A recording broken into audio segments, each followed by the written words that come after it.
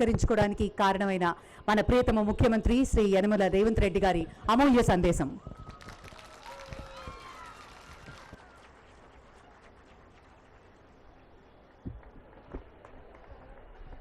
అందరు బాగున్నారా?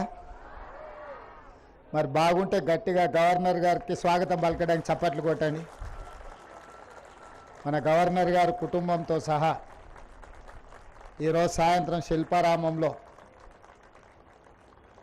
కోటి మహిళలను కోటీశ్వరులను చేయాలన్న సంకల్పంతో తెలంగాణ రాష్ట్ర ప్రభుత్వం ఒక కార్యక్రమం తీసుకుంటే వారు మనల్ని అభినందించడానికి, మనకు అండగా నిలబడడానికి ఇక్కడికి విచ్చేసినందుకు కోటి తెలంగాణ మహిళల తరఫున గవర్నర్ గారి కుటుంబానికి మనస్ఫూర్తిగా నేను ధన్యవాదాలు తెలియజేస్తున్నా.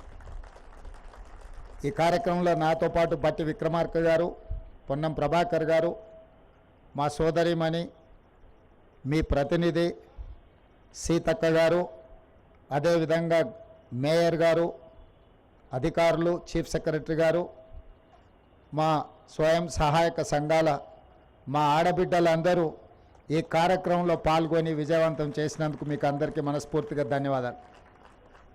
రాష్ట్ర ప్రభుత్వం యొక్క లక్ష్యము, రాష్ట్ర ప్రభుత్వం యొక్క విధి విధానాలు, రాష్ట్ర ప్రభుత్వం యొక్క కార్యాచరణ మిత్రుడు పట్టి విక్రమార్క గారు పూర్తి స్థాయిలో తెలంగాణ సమాజానికే కాకుండా ఈ దేశంలో ఉండే ప్రతి రాష్ట్ర ప్రతినిధులకు కూడా పూర్తి వివరాలను అందజేయడం జరిగింది. గవర్నర్ గారికి కూడా పూర్తిగా మన ప్రగతి నివేదికను మన ఉప ముఖ్యమంత్రి గారు నివేదించడం జరిగింది. నేను రెండే విషయాలు ప్రస్తావిస్తాను, ఎందుకంటే ఈరోజు మనమందరం మన గవర్నర్ గారు ఏం చెప్తున్నారో వినడానికి ఇక్కడ సమావేశమైనాం. ఆనాడు డిసెంబర్ 3, 2023 నాడు మీరు ఇచ్చిన తీర్పు, డిసెంబర్ 7, 2023 నాడు మేము చేసిన ప్రమాణ స్వీకారం, డిసెంబర్ 9, 2023 నాడు మొట్టమొదటి శాసనసభను ప్రారంభించుకొని మహిళా శక్తి అంటే ప్రపంచానికి చూపించాలి, తెలంగాణ మహిళా శక్తి ఈ దేశానికి ఆదర్శంగా నిలబడాలని నిర్ణయించుకున్నాం. ఆ నిర్ణయంలోనే భాగస్వాములుగా మిమ్మల్ని చేయాలని, సోలార్ పవర్ ప్రాజెక్టులు అదాని అంబానీలతో మా ఆడబిడ్డలు పోటీ పడాలని, మీ అందరినీ 1 కోటి మంది ఆడబిడ్డల్ని కోటీశ్వరులను చేయడమే లక్ష్యంగా ఈరోజు ఈ ప్రభుత్వం నిర్దిష్టమైన కార్యాచరణను తీసుకొని ముందుకు వెళ్తుంది. ఆర్టీసీలో ఉచిత ప్రయాణం 115 కోట్ల మంది ఆడబిడ్డలు ప్రయాణం చేసి ఈ సంవత్సరంలో 4,000 కోట్ల రూపాయలు ఆర్టీసీకి ఆడబిడ్డల తరఫున మనం చెల్లించినాం. ఒక్కొక్క ఆడబిడ్డకు 5,000 నుంచి 7,000 రూపాయలు ఈరోజు మిగులుతుంది.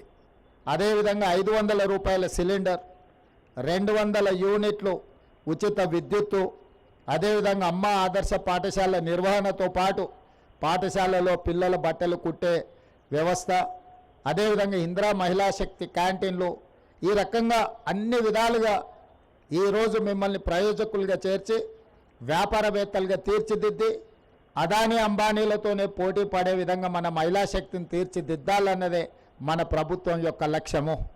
ఈ లక్ష్యం నెరవేరాలంటే ఈరోజు 65 లక్షల మంది సభ్యులు ఉన్నారు. 1 కోటి మందిని ఎప్పటిలోగా చేస్తారో మీరు నాకు మాట ఇవ్వాలి. మీరు 1 కోటి మందిని చేసే బాధ్యత మీది, 1 కోటి మందిని కోటీశ్వరులను చేసే బాధ్యత నాది.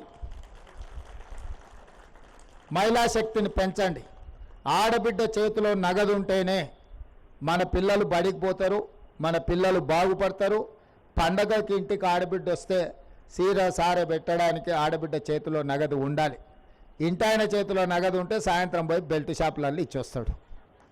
నాకు అది అందుకే ఆడబిడ్డ చేతిలో నగదు ఉన్నప్పుడే అది పాల వ్యాపారమైనా, కుటీర పరిశ్రమైనా, సోలార్ పవర్ అయినా, ఆర్టీసీ బస్సులైనా ఏదైనా ఆడబిడ్డ చేతిలో ఉండాలన్న సంపూర్ణమైన విశ్వాసంతో మీ సోదరుడుగా, మీ అన్నగా, మీ తమ్ముడుగా, మీ బిడ్డగా మీ కష్టాలు తీర్చడం కోసమే ఈ ప్రభుత్వం ఉన్నది.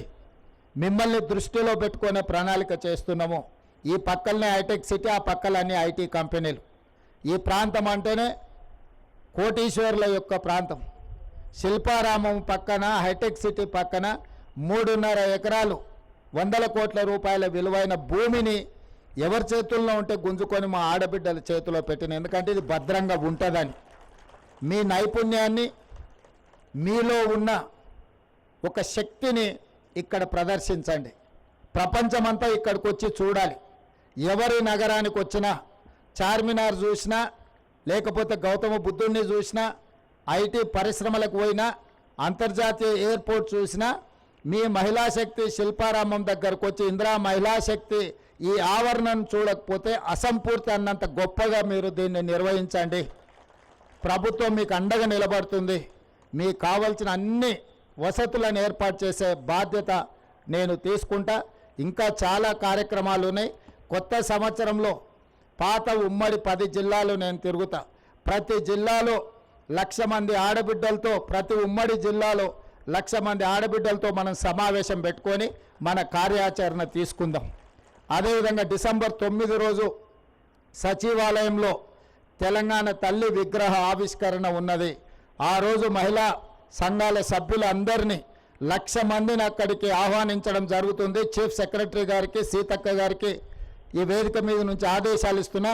తెలంగాణ తల్లి విగ్రహ ఆవిష్కరణ మీ కరతాల తన్నుల మధ్యలోనే డిసెంబర్ 9 సాయంత్రం ప్రారంభించుకోవాలనుకుంటున్నాం. మేము అందరినీ అక్కడికి రావాల్సిందిగా ఆహ్వానిస్తూ మీ అందరి దగ్గర సెలవు తీసుకుంటున్నా. ధన్యవాదాలు సోదరి మల్లారా.